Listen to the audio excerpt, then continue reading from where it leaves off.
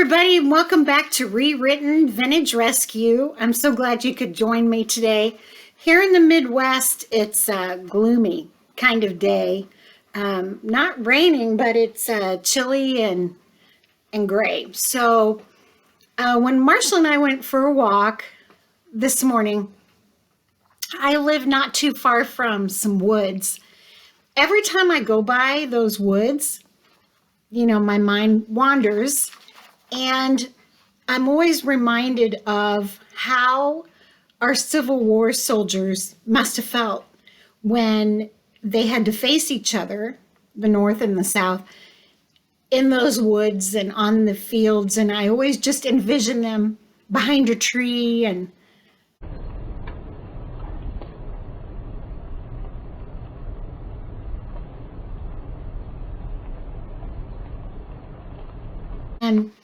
so the Civil War, when you discuss the Civil War, it's so complicated.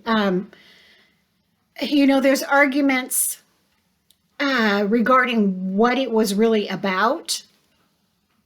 And it was about a lot of complicated issues at that time that our United States was dealing with. But I didn't really want to get into that per se right now. I was feeling more about the soldiers and what they experienced and what they went through. It's from their eyes and from their mouths that we really need to listen. And that's where we can learn. And so when I went by those woods today and I started envisioning them, I thought that's what we would talk about today is how did the soldiers feel and what did they see and hear and how did they think? And the best way to find out about that is from their own mouth. So I found some letters. I found one from a young man who was about 21 who fought for the Confederacy. I found one from a young man who fought for the Union, and he was about 23. And even though they fought for different sides for different reasons, both of these young men died on the same day at the Battle of Gettysburg. I also found a letter from an African American soldier who was with the colored troops, and found a letter from him and what he had to say. So I think if we spend a lot more time listening to people that lived in history and their experiences and what they could teach us, I think we'd have a lot less problems with each other today. So I wanted to start with James Wilson. James was our Union soldier, and he fought for the 13th Regiment Vermont Volunteers. He wrote this letter to his mother, Rosalind Wilson, and he said, "Grandfather wrote to me that Merrill wanted to take his farm for 5 years, but he would not let him. He wanted to know if I wanted it, the same as he and I talked about last fall. I wrote to him that I did, but I've not heard from him since. I expect to have it when I get home, if I want it. Won't we have some good times when I get home? If nothing happens to me before that time, I shall have to work for a living, to be sure, but there are a good many days that a fellow does not feel not working that he can have a pretty good time and not hurt him." So James Wilson's grandfather had told him that when he got back from the war, he could have the farm. He was excited about that. He wrote quite a few letters where he talked about what he wanted to do to the farm when he got home. This is a letter from his mother, Rosalind Wilson, on June 28, 1863, and she wrote her son, "How anxious I am for you. If you can only come home safe and well, it is all that I will ask, but we cannot tell what a few days will tell. I wish that I could think of something to write to you that would comfort you in the dangerous position that you're placed in. Keep up good courage and put your trust in God of battles. and I hope that he will carry you safe through all your trials. Can you imagine being a mother or a father or a sister or a brother and having a close loved one gone in the Civil War? I can't even imagine. The mail, you may not get mail depending on where you were for weeks.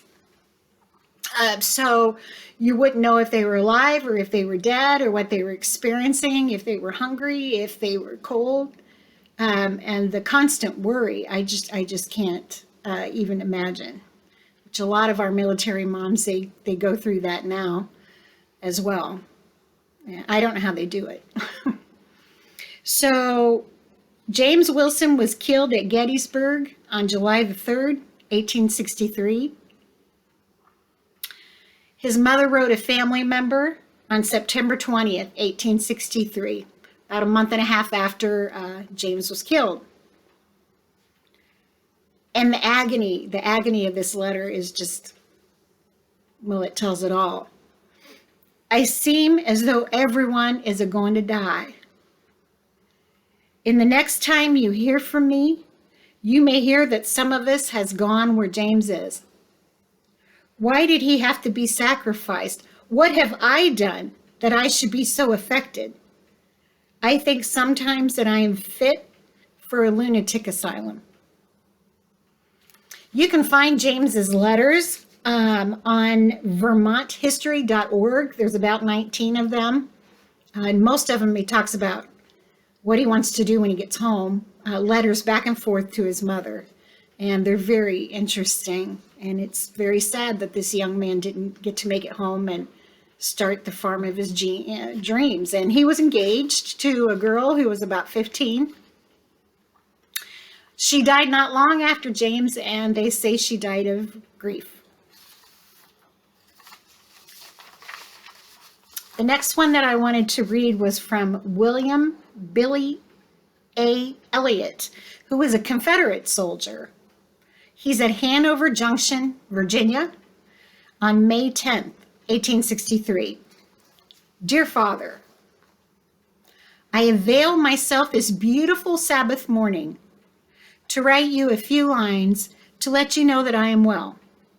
And I hope these few lines may find you and all enjoying the same good blessing of health. It is rumored about in camp this morning that we are going to be going to Maryland, but there is that many reports going that I never know what to believe. I suppose you heard that James Todd been killed. That's a nearby neighbor. He was shot at Fredericksburg. I have never heard anything from West. That's another neighbor. Yet I heard that his regiment was cut to pieces. James Terry's, he is wounded. So a lot of the community members that he knew were injured or killed.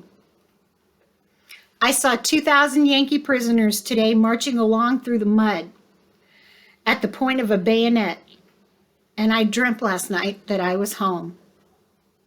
That just that just pulls at your heartstrings. At the end of that letter, he wrote a little poem to his dad, and he said, "Forget me not, forget me never, till yonder sun shall cease to rise and set forever."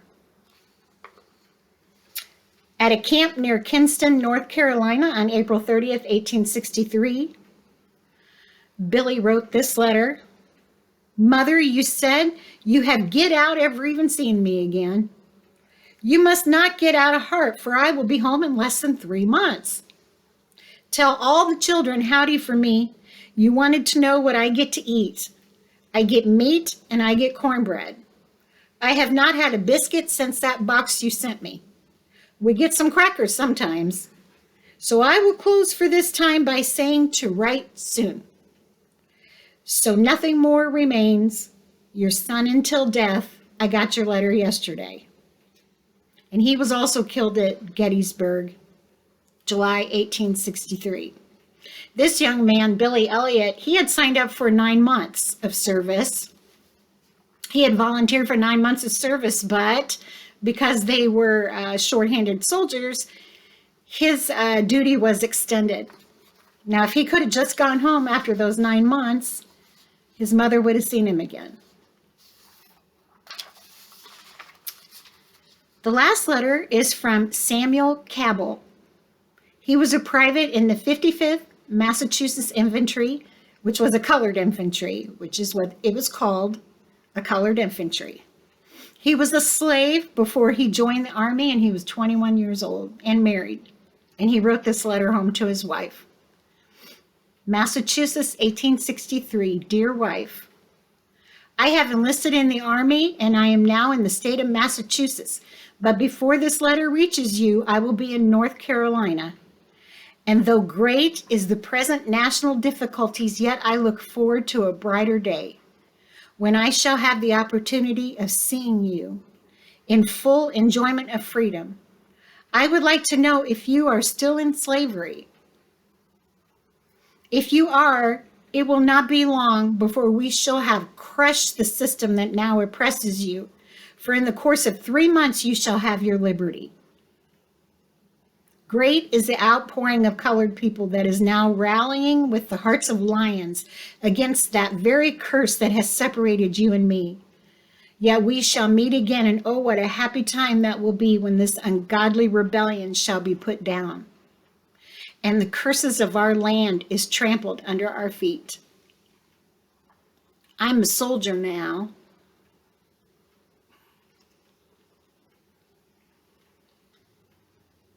He was so proud to be a soldier.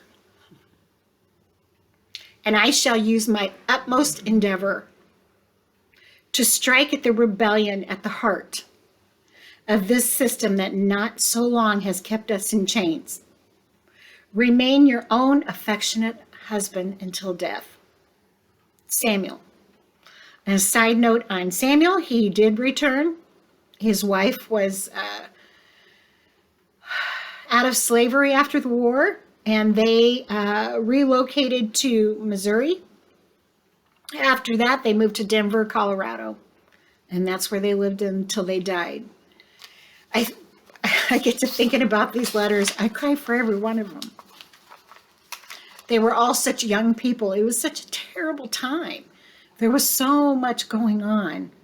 And I really have always admired Abraham Lincoln, our president at that time, and what he had to wade through to keep us together as one country. So I just want you to, sometime I encourage you to take the time, Google Confederate letters home, Union letters home, letters written by Abraham Lincoln, and see what you can find.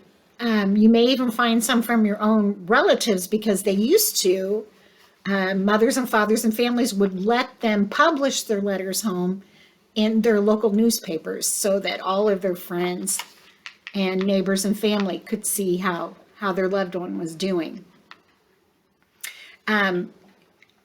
History, if we can learn about it from the people who lived it, that's what's valuable. And I've always thought that if we could learn about our own ancestry when we're in high school and junior high, if they could teach genealogy and how to go about finding your ancestors and where they lived and what their life was like during that time, what was going on in the nation during that time, that tells you so much about not only who you are, but who everyone else is, because everyone else's experiences were different. And their ancestors and your ancestors had to interact, and you can learn so much from each other just by knowing who you are and where you came from. And a lot of things that I talk about on this channel, like minimalism, frugality, self-sufficiency, those aren't anything new. Those are all buzzwords that are used a lot now in YouTube and books and magazines. But they're nothing new. Our great-great-grandparents, our grandparents, our family from years ago, they did those things out of necessity.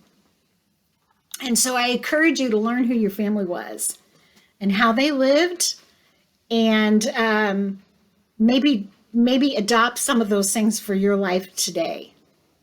And it was great talking to you guys today. And I hope you enjoyed this episode. And if you did, make sure that you hit the like button. You subscribe if you haven't subscribed already. I might even do a series on these Civil War letters, just so we can keep learning about these soldiers. They're so important.